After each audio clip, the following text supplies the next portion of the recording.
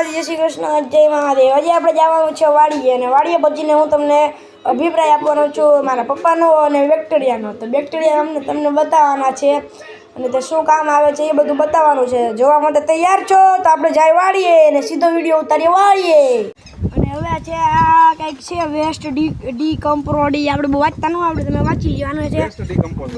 પપ્પાએ કીધું waste decompose, એ જે કહેવાતું આપણે કંઈ કામ નહીં ને, આ તમે વાંચી લો. તો આપણે એનું હું ક્યાંથી બનાવ્યું હોય તમારો જરા અભિપ્રાય આપ્યો, નામ ઠામ બધું. આમાં ગોળ, તમારું નામ પૂછ્યું. નામ દુષ્યંત રવિયા. હવે આનું આ વેસ્ટ ડીકમ્પોઝર બેક્ટેરિયા છે, એની સાથે ગોળ છે. આપણે ડબલ ડોઝ આપ્યો છે. આ વેસ્ટ ડીકમ્પોઝરની 3 બોટલ અને સાથે 4 થી 5 કિલો ગોળ. કેટલાનું આવે ક્યાંથી તમે મેળવ્યું હતું? આ એમેઝોનમાંથી મગાવેલું છે અને 40 રૂપિયાની એક બોટલ આવેલી છે. અને ઉનાળામાં કેટલો ટાઈમ લાગે અને શિયાળામાં કેટલો ટાઈમ લાગે? આ ઉનાળામાં 3 થી 5 દિવસમાં તૈયાર થઈ જાય છે અને શિયાળામાં 7 થી 9 દિવસમાં. તો આ બનાવવું આપણે સારું કહેવાય. અને આપણે જેમાં આ જે આપણે જેમ કે અહીંયા કંઈક વાવ્યું છે, આ હું તમને કહેતો સવાર સાંજ અને 5-5 મિનિટ ક્લોકવાઇઝ ને એન્ટી ક્લોકવાઇઝ આપણે છે ને આને કરવાનું હોય. ફુવારા મારફતે નાખવાનું છે. જે આપણે સણ વાવ્યું હતું, રોટાવેટર માર્યું છે ને, ત્યાં ફુવારા મારફતે આપણે તેને ત્યાં નાખવાનું છે. આ બેરલ છે, જરા આમે ક્યાંક નાખવાનું હોય, આપણે નાખી દેવાનું.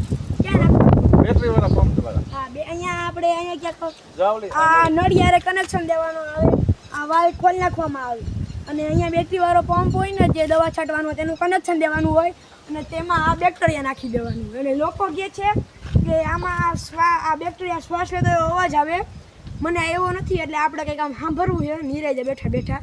તો આ બહુ કામનું છે. અને જેમ કે તમારે આ જામફળી છે એ તમને નથી ગમતી, નથી મેળાવે, એટલે આમ સૂકો કચરો છે, જામફળી સુકાઈ ગઈ છે, તમને નથી ગમતી એવું છે, એટલું બધું તો આનો ઉપયોગ બોલે તો જેમ કે ઓલા પાંદડા પડ્યા છે તેની માથે આ લઈને નાખી દે તો એ પત્તા આપણે આમ ખાતર ડીકમ્પોઝ થઈ જાય. પપ્પા કહે એમ.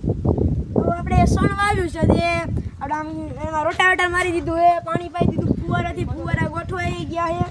તો આપણે હવે એમાં આ ડીકમ્પોઝ એવું કંઈક નાખવાનું હોય, આપણે વેસ્ટ એ કહેવાતું હોય, એટલે એ જે સુકાયેલો કચરો છે ને એ બધો સડી જાય અને ખાતર બની જાય.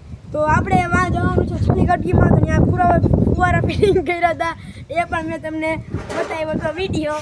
તો આપણે હવે આને કરીએ આમ ઘા, એટલે નિરાય કે ભાઈ આમ કામનું વસ્તુ છે અને આ ભૂંગાની જગ્યાએ મૂકી દેવાનું. ઓમ ક્લીમ ક્લીમ છોટા ભીમ સ્વાહા. તો હવે આપણે નીકળીએ છેલ્લી કટકીમાં જોવા સણ કેવું છે, ફુવારા કેવા ગોઠવા છે.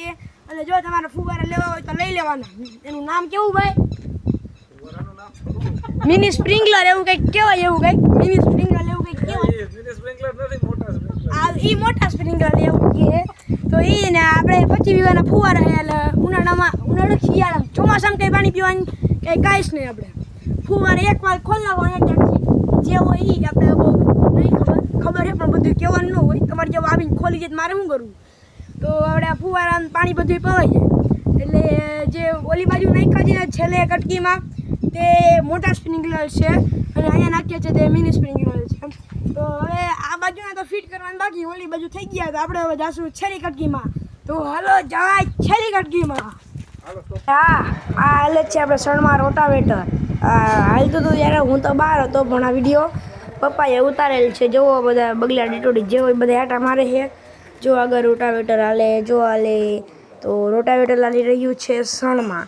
જો આ લીલું દેખાય છે તે સણ છે. આવજો, ટાટા, બાય બાય. અને જો તમારે બેક્ટેરિયાની કાંઈ જાણકારી લેવી હોય સીધો આપણે ફોન કરવાનો અથવા કોમેન્ટ કરવાની. રેડી? આપણે વિડીયો પૂરો કરીએ. બાય બાય, આવજો, મળ્યા આગલા વિડીયોમાં.